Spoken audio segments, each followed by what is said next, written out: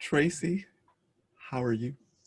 I am well, Wulwyn. How are you today? Oh.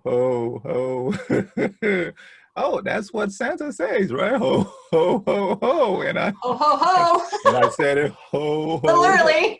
I literally said it, right? Yeah. So maybe I feel like Santa today. I feel like Santa. I feel like giving, when I say giving, and I don't know. How are you feeling?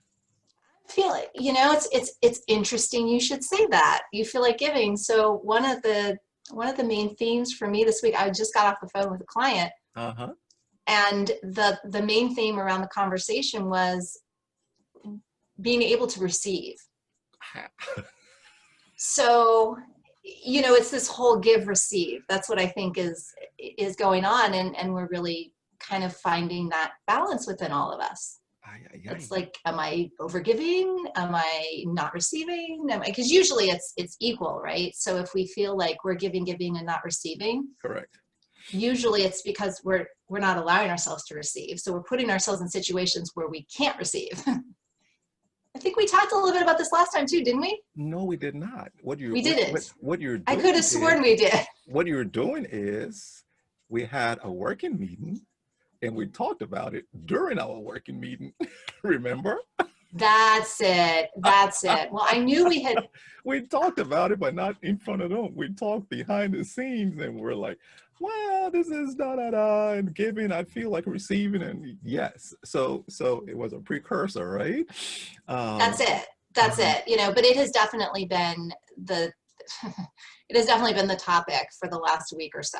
gotcha. Is that this whole ability to, if we're not, or if we're receiving. So one of the things I had read her in Uh-huh. this book that I have, is that if we give, if we're overgiving, Uh-huh. then a lot of times what happens is we get to this place where we feel, either resentful or depleted or all of the above, Correct. angry, feeling lack. We'll experience lack because we're giving everything away. Uh-huh. And if we're only receiving, we can't appreciate what we have. So when those feelings come up in our lives, we can start to look at this whole idea of giving and receiving. It's like, if Mm. I'm feeling lack, where am I over giving and not allowing myself to receive where others are actually offering? So it might, when I'm in lack mentality, I see what I don't have instead of what I do have. So the whole Mm. point is that people are giving to me. I'm just not receiving it because I'm not seeing it. Drum roll, drum roll. So the exact thing that you said just now, it's what I would say the past 2 weeks I've been in. So I'm meditating and praying, and all I'm getting is receive, receive, receive, and I'm like, receive. What is receive? What is receive?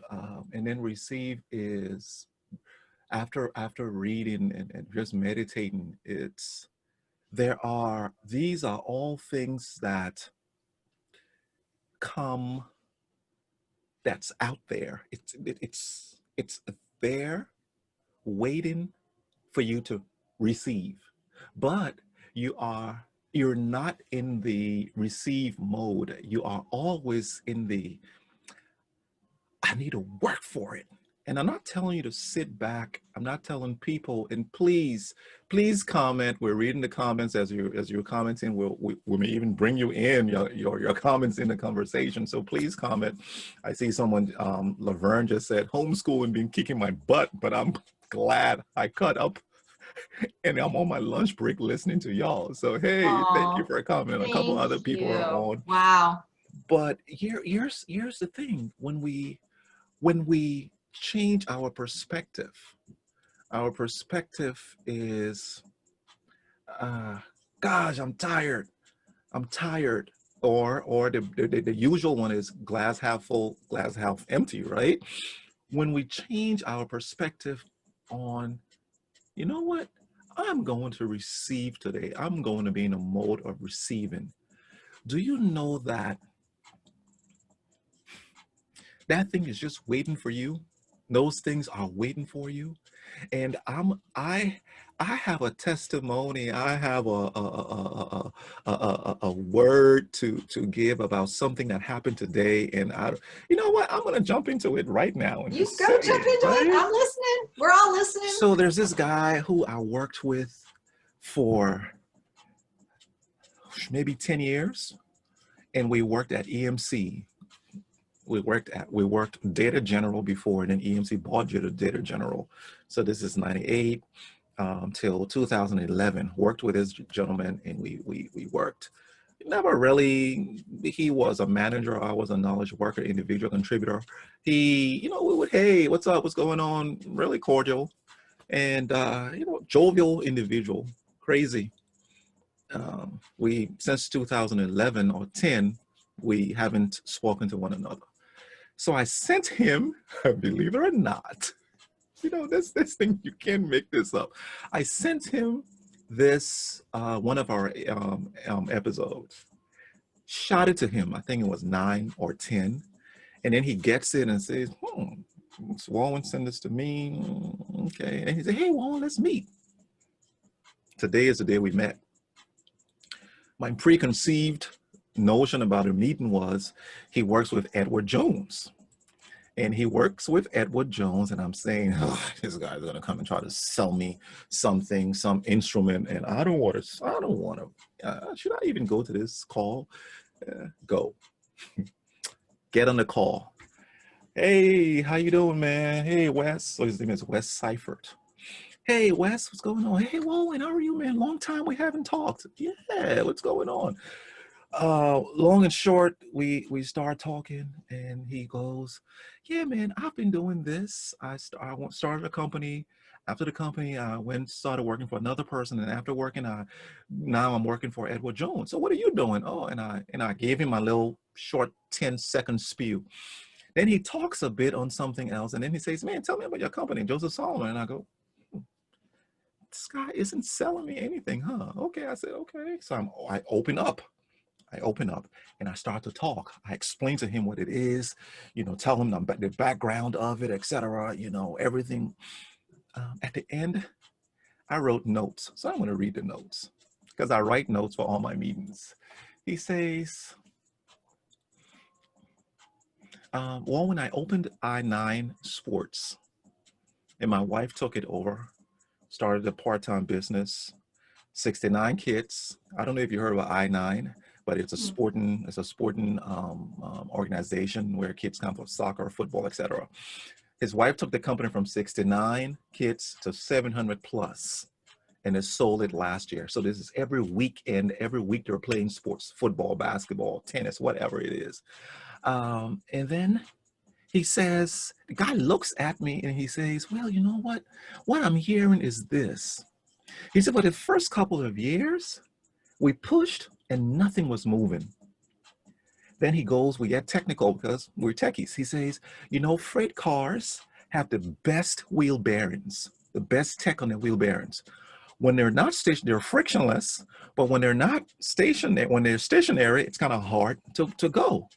He says, but if the kid, a baby, comes and just continuously just put pressure, put pressure, put pressure, put pressure, that thing will start to give. And when it gives, it's go that kid who started it can't stop it. And he says, if push steady pressure, it will not move. Steady pressure, it will move. It takes less and less as it gains momentum. Okay, steady pressure, little results you'll get, and then all of a sudden, resilience and persistence, Wulwyn. Then he says, dude, all I'm going to tell you is this: stay in a chair. Go through the good and the bad, but stay in a chair. Now, this is for someone who's watching. This is for you. This is for me. Stay in the chair. Stay in the chair because um,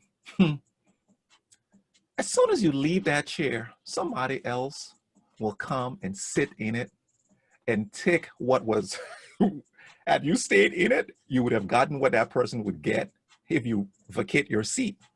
And I say this to say, I got in receive mode because I said, I'm going to go to this call.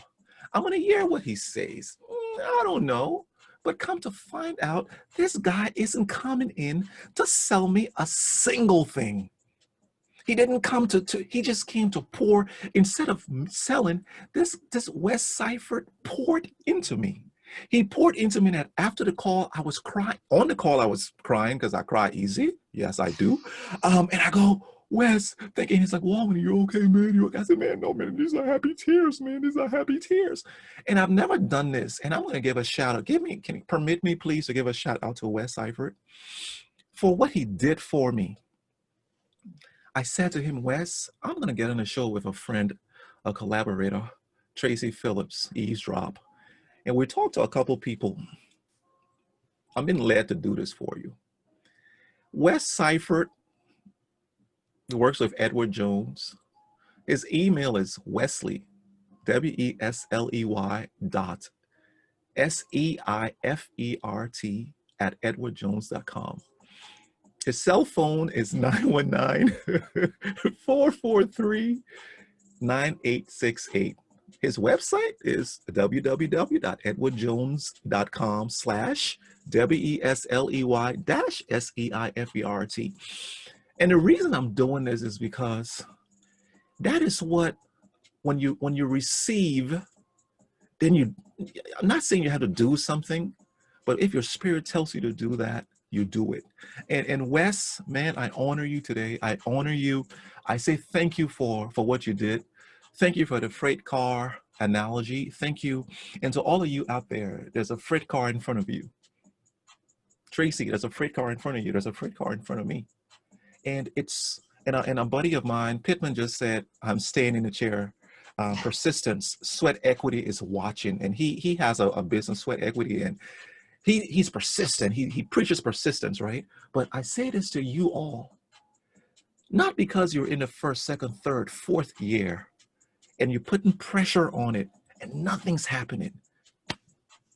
Just keep putting pressure, because even a baby can move a freight car if he keeps his hand on there and just keeps pushing and pushing and pushing. So keep receiving, and keep putting pressure. Hey, Traci, I've talked for quite a while. Go ahead, sis.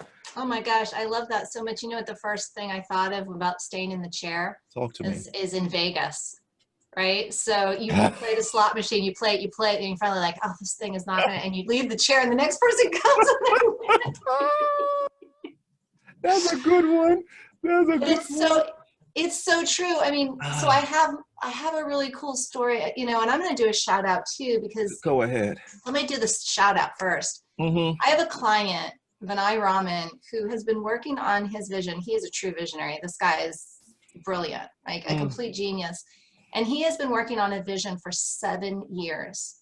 I mean, pretty much by himself, you know, in the sense of, you know, how can I be of service to others, and in that, you know, meeting the right people and just sharing, right? Staying in the seat of sharing, you know, offering his assistance all along the way. And I was just texting with him this morning, and, you know, he's got this team around him. And I said, yeah, you're now the visionary of leaders. You've got these leaders who are ready to take this vision and finally make it, you know, into a manifest reality. And that was that consistent, you know, and what can happen is the mindset, you know, after you've been carrying this baby or pushing this thing by yourself for 7 years, you can actually start to believe that you have to do it all yourself. So a lot of our conversations have been like, lean into receiving that support. You know, I mean, and the other piece that he and I would talk about a lot, and I think it applies to almost everything I see out there, is that, especially if you're a visionary, especially if you're a person who has these high-minded ideas and you can see far into the future, is that you think you need to go back and lower yourself to the level of what people understand. And what I kept saying to him is, no, invite them forward. Build the bridge to invite them forward. Keep being in the space you're in. Keep having the visions in the space. Don't go back. Invite them forward. And even if they don't come right away, don't leave that message. Keep sharing that message. Keep trying. Okay, all right, back to the drawing board. That way of translating didn't work. Let's try a different set of tools. But don't you know, at one point I remember he was just like, I feel like I need to simplify this to make sense of them. I'm like, again, you're not coming down to meet people where they are. You're Mm. inviting them up to meet you where your vision is. And so he finally has been able to do that. And he has these people who just can't be more excited, and also can't be more perfect for the role they're meant to play Yes. in his visionary tale. Yes. Right? So I think we're in a time now where, to your point of staying in the seat, the only place people will find us is in our seat, right? In our zone of genius, in our place of value. And if we leave that, like if we're leaving our lane, which is our greatest value to the world, to see to others, or to, you know, to do for them, well, guess what? We're out of our lane and we're blocking them in theirs. Correct. But we leave our lane, and then somebody comes along looking for what we have, and we're not there. We're not present. So one of the things that was interesting is this month has been a quiet zone for me. You know, I've really felt internal. I found myself blocking off a lot of time to write my book and just kind of be. And that's kind of strange for me because I'm a, you know, goer. But at the same time, I recognize the importance of it. And almost to the point where, you know, I write a blog post every month. And nothing was really coming through. And I've been writing a blog post monthly since 2015. So, you know, it's been a consistent thing. I've shown up every month to produce this, whatever it is, right? Correct. And I actually started to say, well, you know, I'm working on my book. So much of what's coming through is going into the book. I'll just focus on the book. But I couldn't. I'm like, oh my God, you know, it's like when you've got that, you know, Jeff, my husband, was talking about Cal Ripken recently, and he broke the record of most consecutive games, right? Played in a row. And they just had an anniversary of that. And I started thinking about that. And I'm like, you know, you show up every day. So I write the blog, right? It's called Choice Point. Because a lot of us are at that place of, you know, all sorts of choices. Do I stay? Do I go? Do I start something new? Do I stay with what I have? Do I, you know, I mean, do I let my authentic self come through, or do I stay comfortable and small? You know, there's just so many. Stop, comfortable and small. So I wrote it. So I send it out, and I almost immediately get this response from one of the people on my email list. And she says to me, she said, it's true usually when I read your work that, you know, you say exactly what I need to hear. But this month, I can't even begin to tell you, like this was confirmation for me. Confirmation. I am at a choice point in my life that is probably one of the biggest choices I've had to make.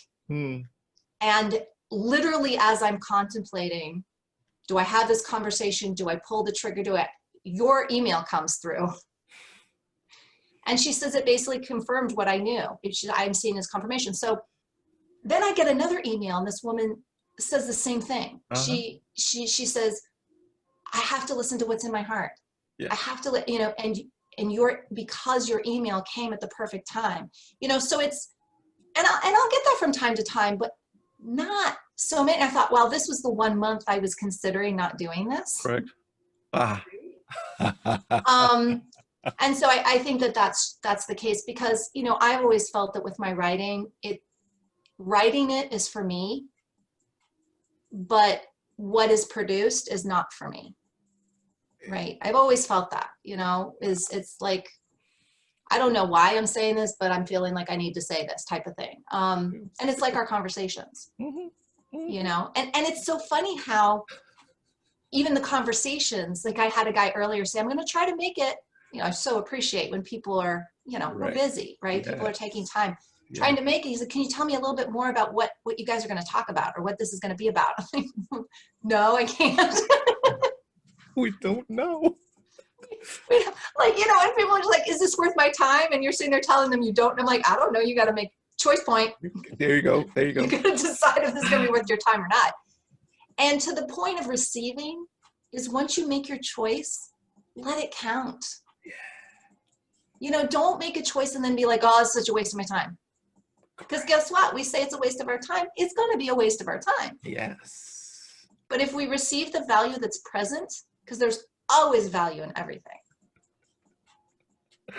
Traci. I'm gonna jump off on maybe 10 of those words.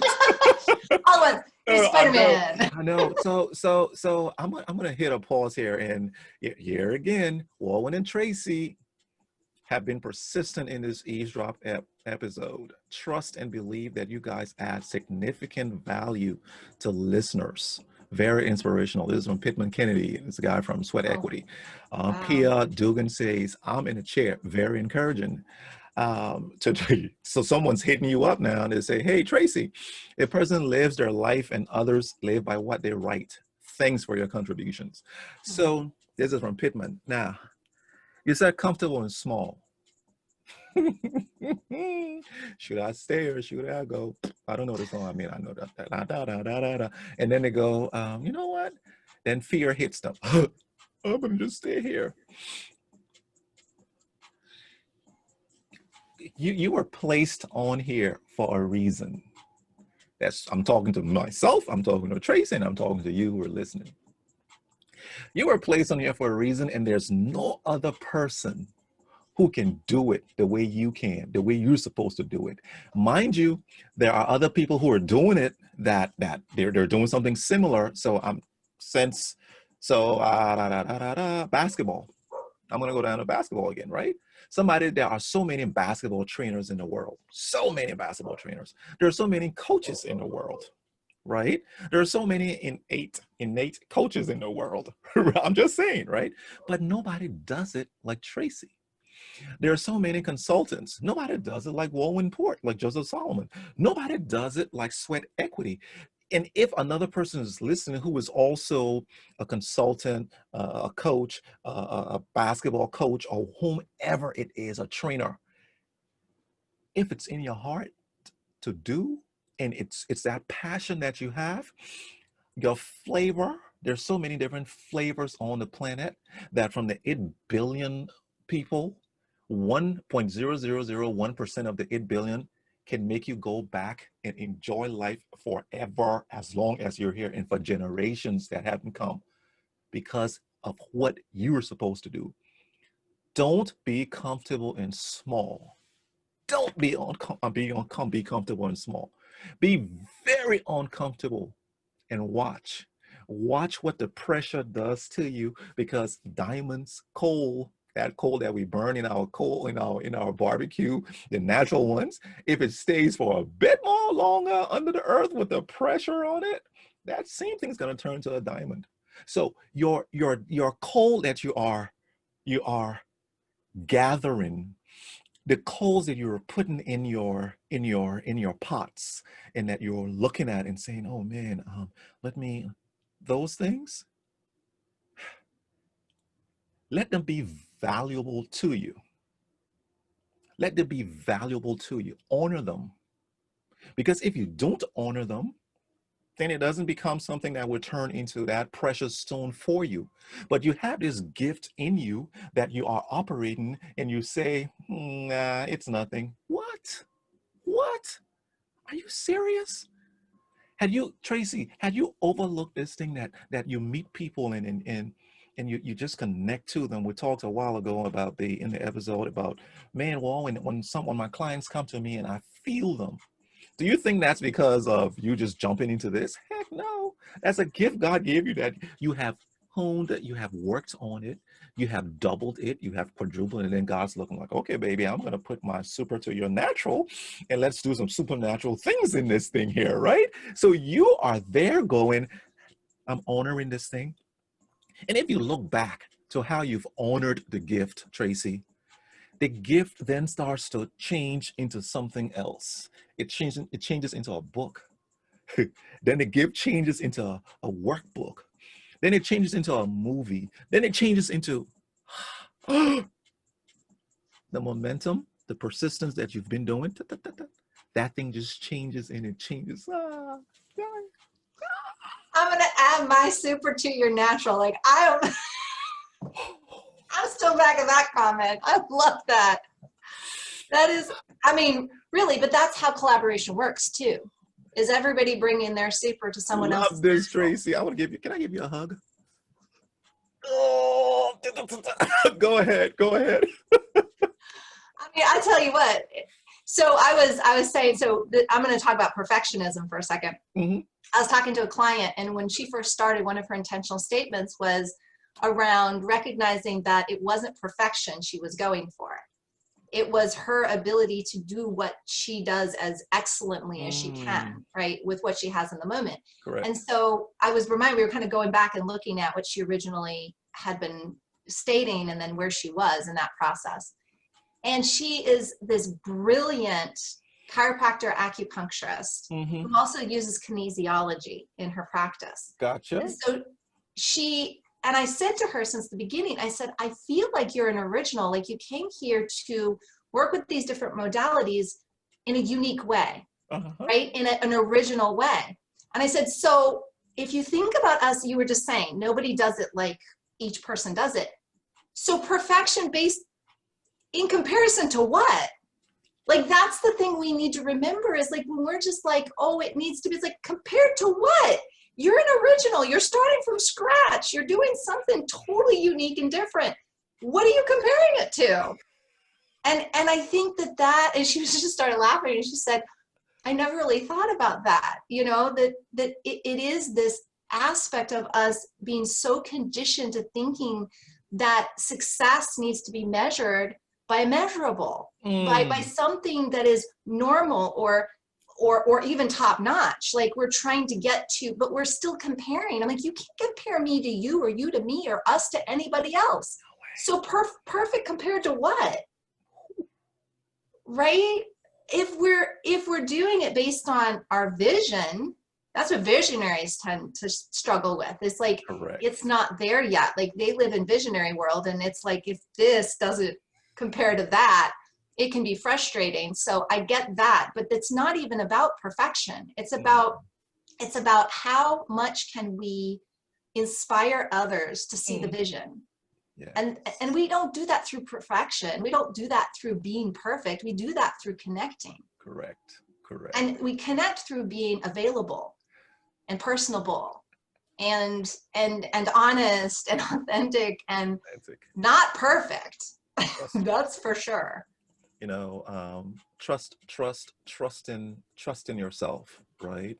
Trusting and believing that you can receive the assistance, the divine helpers, the gifted men, the burden bearers, the destiny helper.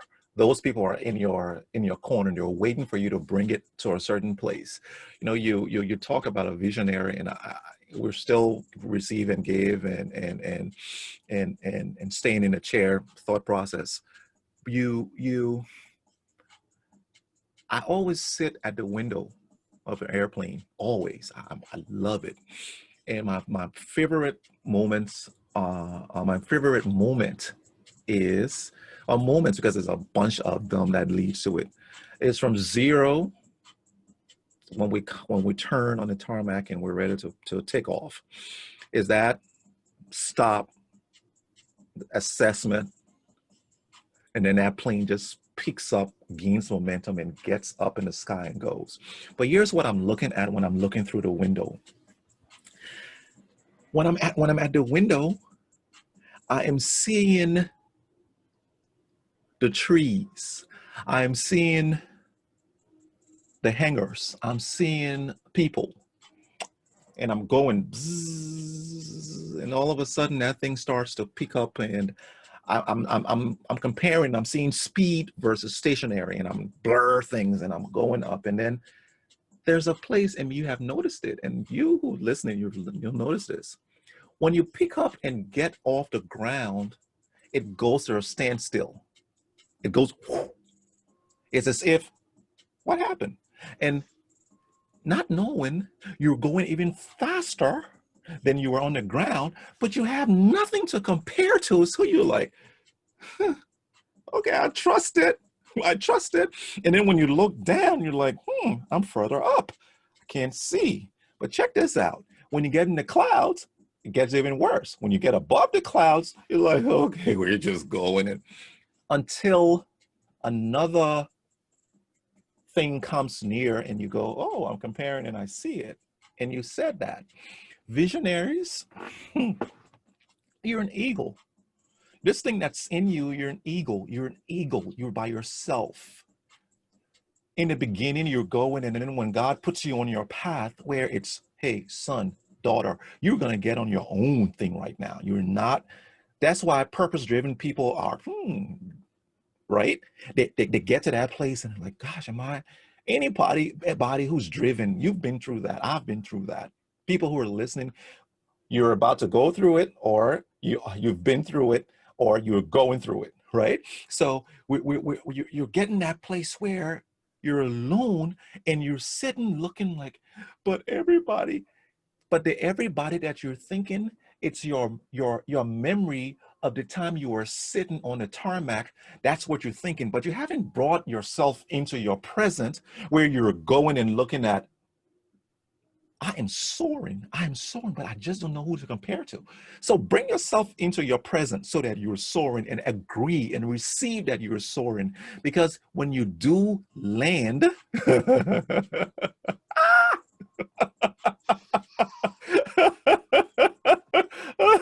when you land, you're not landing in RDU or wherever you picked up from.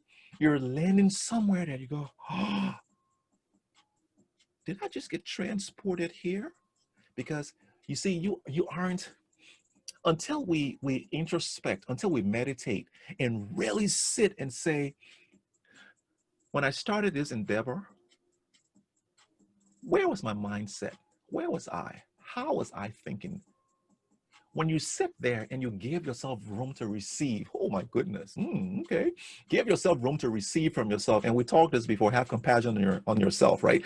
When you give yourself room to receive the kudos and saying, dude, you've been from there to this place.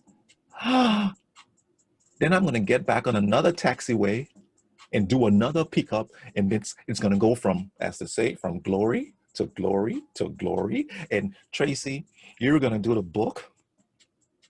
That book is going to turn into a sit down thing that you'll be talking about each chapter, and then it's going to turn into a I don't know, Who movie. There's knows? something going to come out of it, and it's going to be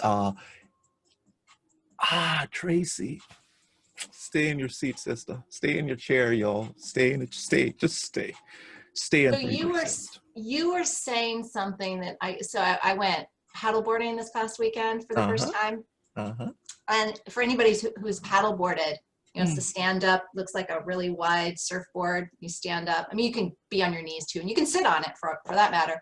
But normally you do it from a standing position. Correct. And so first you're like, it's really great for balance. So for people who have balance issues, or if you're getting older and you want to keep your balance, it's really a great exercise. But so anyway, we're on the paddle boards, and I'm with a girlfriend who's done it a couple other times before. So we get off from the dock and we're standing on our paddle boards and we get going and Uh-huh. kind of come around the bend, and I start feeling like I'm paddling, right? And you have to keep switching. So you have to move it up and switch because you're always using the dominant, right? So, Correct. and it felt like I was going nowhere. I'm digging, I am working, and I'm like, God, I'm not moving anywhere. Like, it feels like it, to the Mm-hmm. point you were saying. And yet when I would look over, because I'm just talking to my friend as we go, I'd look over, I could see things moving, right? So I'm like, oh, I am moving, right? But then the thing that came to me then, which is what you were just saying reminded me of, is that we're not, hopefully, I wasn't on the paddleboard to get to that final destination point, to turn around, to get back. I was experiencing, right? Like, I was really there to experience the moment, feel how, man, it's a great upper body workout, I'll tell you that. Like, as you're practicing your balance, you're also really working the upper body. But it was really great because we got to the end of this area and it kind of branched off into these smaller little, it kind of really felt like my girlfriend's like, have you ever been to Disney World on the Pirates of the Caribbean ride? you know, and they get into the little alcoves and Yeah. stuff, except it was real. I was like, thank God we don't have alligators here, because I'd True. be like, all like, oh, True. dang, we need to turn True. around. But we decided to sit on our boards and just drift, like just kind of go slowly and everything. It was so peaceful. We were in a place I don't think many people go.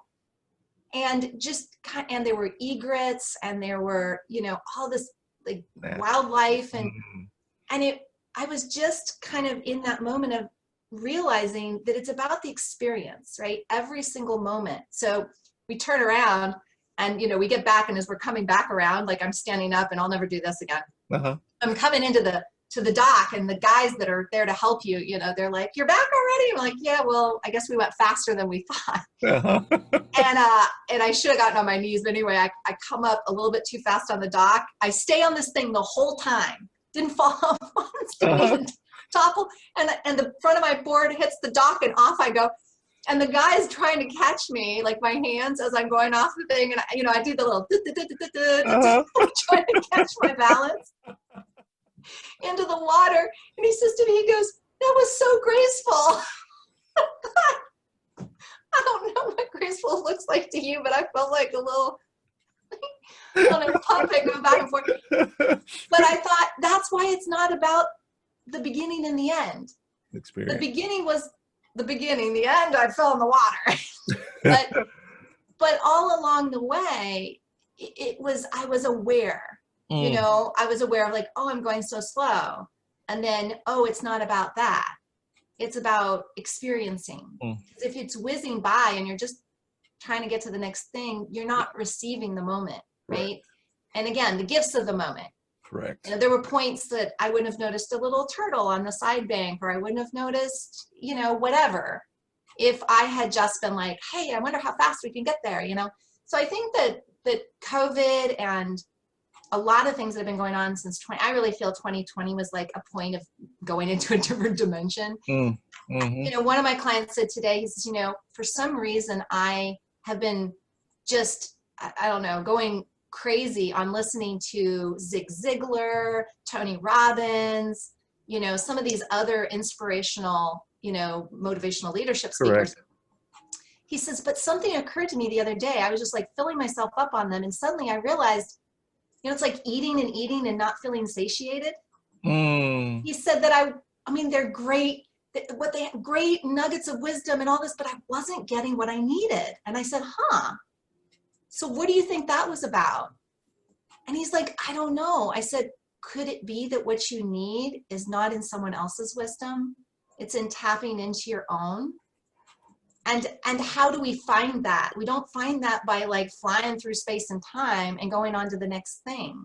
You know, the other thing that came up is another client session I was in today where she is considering what she needs. I know you're like, please let me talk. No. Go ahead. She feels the need to go on and get that next credential. And I said, one of the dividing things that I found, because I just follow patterns, folks. For people who don't know me, like I watch patterns. I listen to patterns in language, and it helps me hear what's going on in people. But I also watch patterns, you know, in the world. And that's a big thing that I'm talking about in my book, you know, is like some of the upcoming patterns and a lot of the things that are unraveling and why, and how we can look forward to what's next. Gotcha. And so so she's talking about credentials, and she's talking about this thing that she could get these credentials and it would help her in who she is and all that. But it's, you know, $3,000 for a weekend and all this stuff. And I said, well, you know, we are being called to very many things.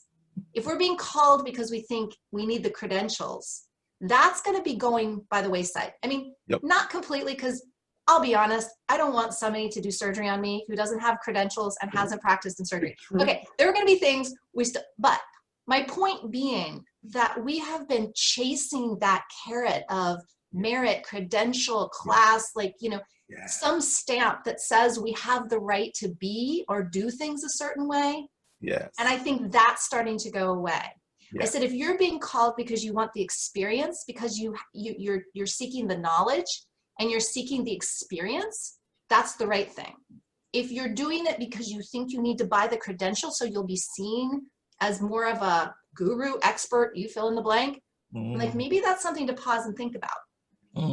Because that's probably where the decision, right, that choice point piece needs to be made on, if we're being called like legitimately, then it's a good thing to lean into. But if it's coming from this place of, I can't go forward in my life unless I have this or that, or that, Yes. we'll get this and that, and we won't be satiated, we won't be satisfied, because it's going to be something that's coming from outside of us that our indentured culture has told us we Yes. need to have to be valuable. Yes. And that's never going to satiate us. That's never going to allow us to connect with our true value, right? What we can't, yeah. So I'll stop talking now. Your head looks like it's going to blow off. No, no, no, no, no. So, it's just exactly what you said about credentials. It's exactly what, so, okay. Let me go to the comment box, all right? Yeah, I saw a bunch of them flashing up. For a quick second. So Laverne says, that's how I'm feeling about my venture into dance fitness. There are so many. I often have to remind myself that no one does it like me. Excellent. That's true. Adding my super to your natural. I love that. Julia says, Pittman said that, the previous one. Julia says that is fantastic. I don't think you were speaking when deeper insight, he says. Cornelius was said boom when we were talking about, he says great point on credentials. Kathy Simmons says, yeah, hey Kathy, what's going on? But here's the right along with the credentials. I'm having a meeting yesterday with someone we know, right? And she goes, this person says, that person says, Tim Robbins, she didn't say this one, but I hear a lot of people, Tim Robbins says this, my pastor says this, Brene Brown says this. And I just said, what do you say? And she was like, what? I said, what do you say? Because you know something? The thing is in you. You are it. So all you're doing is you are leaning towards, you are attracted, like you're attracted to something like you. So you're like, oh, let me see what they're saying. But it's not, you are not doing that thing because they do it better than you, or you're thinking that you have to get on something that they're doing to give you the ability or the platform when you say this person's name to say that, yes, I am. Nah, no.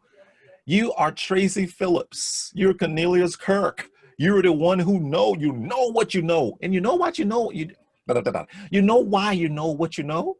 It's because it's in you. And yes, you've done research, and the research now has put pixie dust to say, dude or lady, you know exactly what you know. Now go out, trust yourself.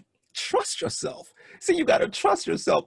I say, Wulwyn Porte says, Traci Phillips says, Kathy Simmer says, you know what? I think I'm going to start doing? The thing just hit me. Plagiarism. I'm just going to start telling them, hey, stop plagiarizing. You stop it. Say what you say. I know this person said it. Say what you say. Just say what you say. And let's see if I'm going to say, no, you're wrong, or wow, because when we say what we say, it comes out so naturally that it's a balm to the ears of the person who's hearing. It's a balm to the person who's reading what you're writing. That you're saying, gosh, should I read it? Should I write it? Should I keep writing this thing? Should I write that book? Yes, go and write the book. How do you think these individuals came out? Am I screaming at people? No, I'm not. Please understand, I'm You're passionate very about excited this. today. And that Yes, is so yes, good. yes, That is I'm so good. passionate about this, right? Go out and do you. Go out and do you. Go out. Quit looking around you to see who's doing it, who's not. Do you. And when you do you, oh my goodness, the world is going to burn a path to find you. Ooh, I love that. Mm. Well, and think about anybody who's made it big. They made it big and they stood out because they didn't do it like anyone else, Yes. right? There's nobody, everybody who has been noticed and become big is because either they've broken a record or they've done something original.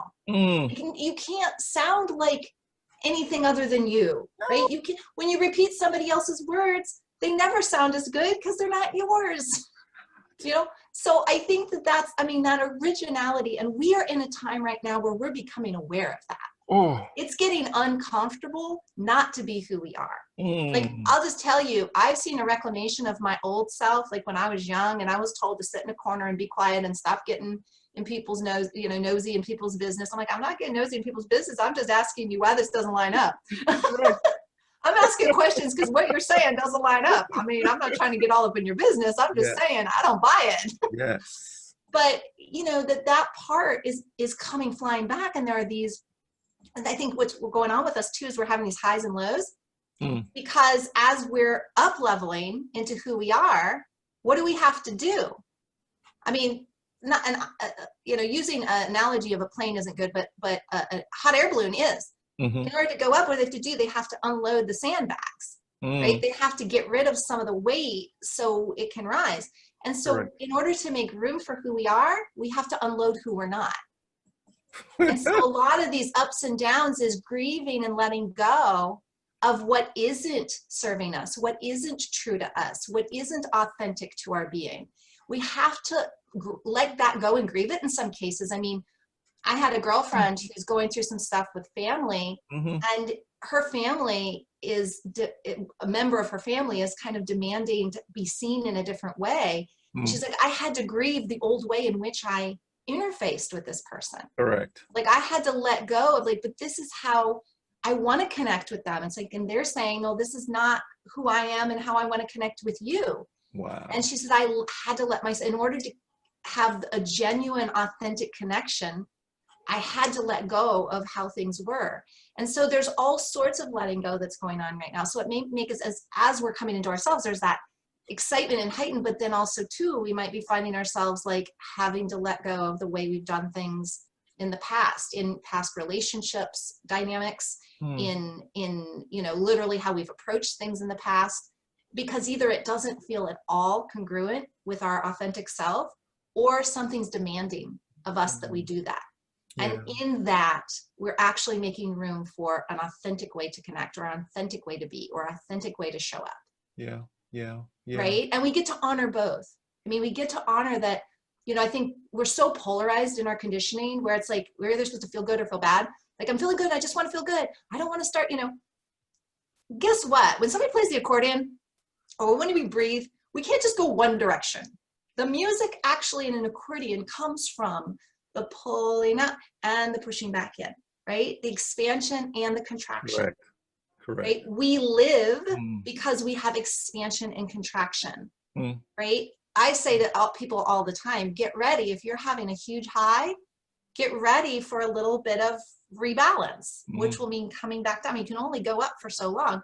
And I don't mean that to scare people and think that they have to like go up and come straight down. It's just expect it's part of the natural process, you So know, so you don't have to make it more than it is. correct. And Just I, know that if you all this great stuff's going on and then something happens, doesn't mean the other shoe's going to drop, just means you're equalizing.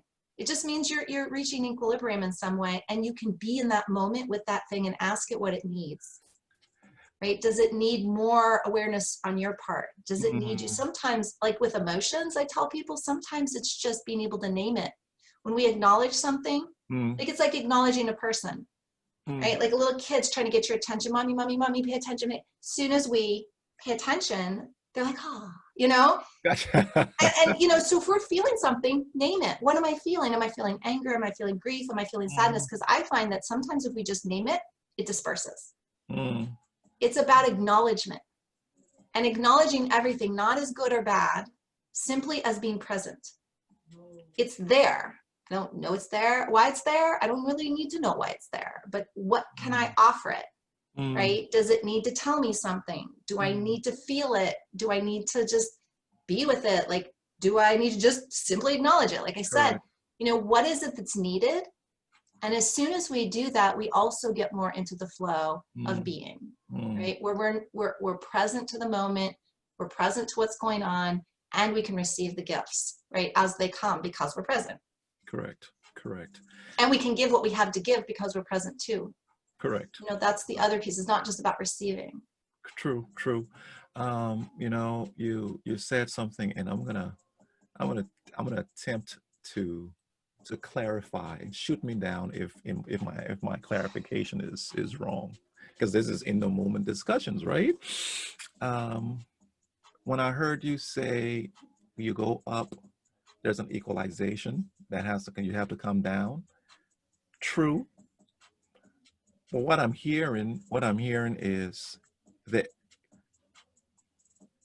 I want to clarify that for me, right? What I'm hearing is this. There are highs and lows in life. Ah, thank you, God.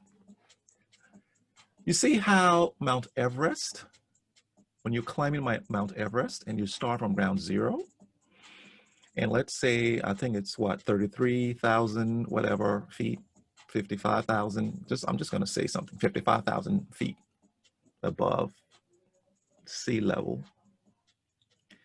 When you hit 1,000 going up the mountain, you're above zero. However, there's a valley in there that you will have to go down maybe 500 feet. And then when you come back up, you're at 1,005. There's another valley that you go, you're at 1,200. But when you get back to the next peak, you're at 2,005. There are highs and lows in there, but you keep going up. There's a flow that you can get in, that you realize that you're in when you're operating in your gift. That yes, there are highs and lows in there, but you're never going to go back to that low that you were low before. That's how I'm getting that. You understand? Yeah, we're consistently pushing forward. Correct. You're consistently pushing forward, and that there's the equalization that's going on, the equilibrium that's going on. But I'm not the same Wulwyn that I was when I started today. I'm so not the same Wulwyn. We have these. If you notice, I'm playing music in the background. I don't know if you're hearing it, right? But it's I just. don't hear it, but I Oh, wish I really? did. Okay, cool. But it's just me, just getting my vibe on, right? There you um, go.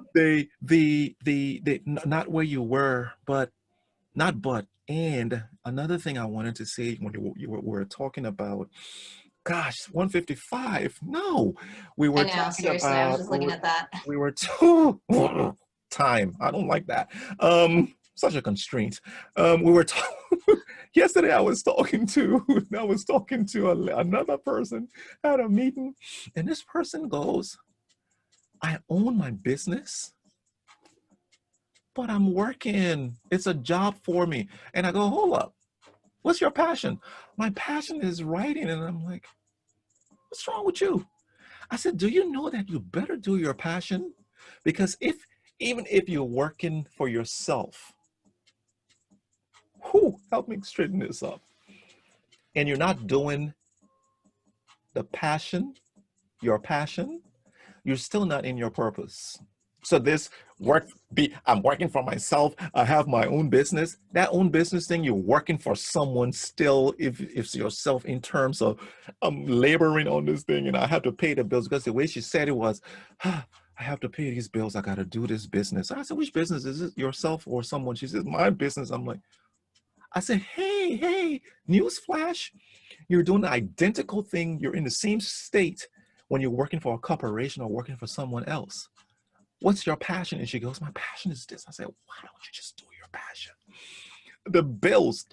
Well, incremental, Duh. right? That's what Like, I I'm sorry, I'm said. just like busting in. It's like incremental. Like, this is what we're talking about going up the mountain. Like, we need to recalibrate. Like, we don't just go straight up Mount Everest. I mean, if we don't like get accustomed to the altitude and give ourselves time to do that. So how can we incrementally get you more into your zone of genius? So I told her. I said, "Guess what? Jump in and start doing your writing. Do you know that when you start doing your writing, you know that you will start liking this job that you're liking you're doing for yourself? It's gonna change your perspective. Is gonna change how you do." So quick, my last words, and I'm gonna hit you up with one. Not because you're working for yourself means that you're entrepreneur means that you're doing your passion. Find your passion. Find that thing that makes you want to live. find that thing. And when you find it, nurture it, nurture your coals so that your coals can turn into diamonds. And your diamonds, you know, it's not for you, right? It's for girls because they're diamonds, girls' best friends. But it's for others to eat off, to feed off, to grow off. Go ahead, Traci. So I'm going to say that we reclaim our gifts, Mm. right? We don't find our passion, we reclaim it because we have a purpose and passion and gift and value within us. And so we want to reclaim that. Correct. And we can bring that to anything we do, Mm. right? So even if you feel like you need to stay in that job for the interim or maybe forever, you can bring those things to what you do, right? I Mm. think it's obviously easier if we have the perfect, you know, combo of our gifts and the way that feels comfortable for us and then the environments that are best for us. Yeah, that's the ideal. And that's what I always shoot to help my clients get into, because when we have ease and flow, we can just be more of ourselves. But there's always, you know, some form of that that we can create at any time. So, you know, that's what I would say is that, you know, one of my favorite quotes, and I'm going to totally ruin it because I can't say what other people said properly as well as they did. But Wayne Dyer said, you know, one of the greatest travesties in life is, you know, everybody has music within them. And one of the greatest travesties is when people die before their music has been played, is when their music dies within them, right? So when we don't bring that music, which is our unique signature, to the world, and not only we die with it, the world dies a little bit because we didn't put it out into the world. Turn it up. Turn it up. Turn it up. Turn it up. That's right. Turn up that music. That music up. Turn. Play Let's that party. funky music, white boy. This is why we don't script this, folks. Like, but my dear, may you be blessed. May you know exactly what's coming your way. May you receive those things that are coming your way. And may you understand that you play your music and let the world hear you. Once thank again, you, what? Likewise. And thank you all who were with us today. It was wonderful having you. Thank you. You guys have a good one and take care. Traci, you take care of yourself. Bye-bye. See you in 2 weeks, boss.